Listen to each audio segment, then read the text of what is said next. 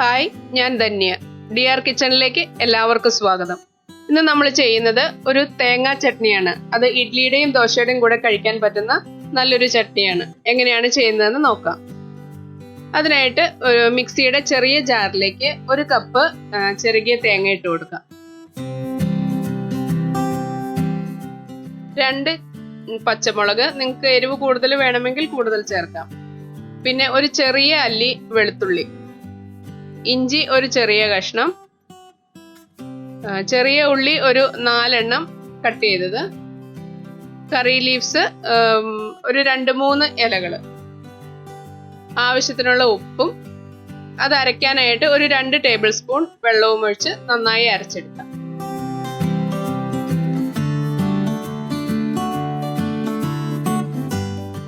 ഞാനിവിടെ അരച്ചു കൊണ്ടുവന്നിട്ടുണ്ട്.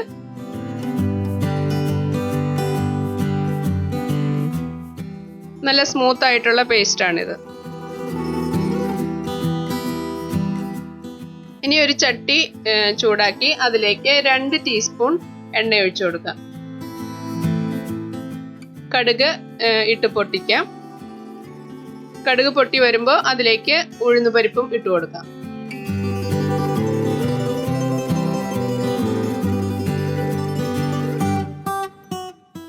കടുക് ഉഴുന്നുപരിപ്പും പൊട്ടിയിട്ടുണ്ട്. ഇനി അതിലേക്ക് വറ്റൽ മുളക് ഒരു 2 എണ്ണം കട്ട് ചെയ്തിട്ട് കൊടുക്കാം. പിന്നെ ഒരു തണ്ട് കറിവേപ്പില ഇട്ട് കൊടുക്കാം.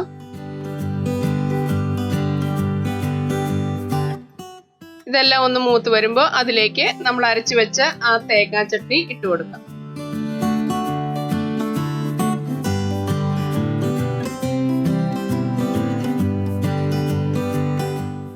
ഇതൊന്ന് നന്നായി ഇളക്കി കൊടുക്കാം. ഇത് ചെറുതായി ഒന്ന് വഴറ്റിയതിനു ശേഷം അല്പം വെള്ളം ഒഴിച്ച് മിക്സിയുടെ ജാറ് ഒന്ന് കഴുകി ഒഴിച്ചു കൊടുക്കും.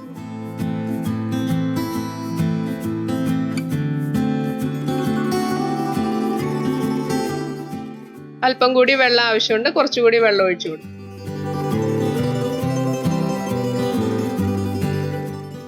അത്യാവശ്യം തിക്കായിട്ടുള്ള ഒരു ചട്നിയാണിത്.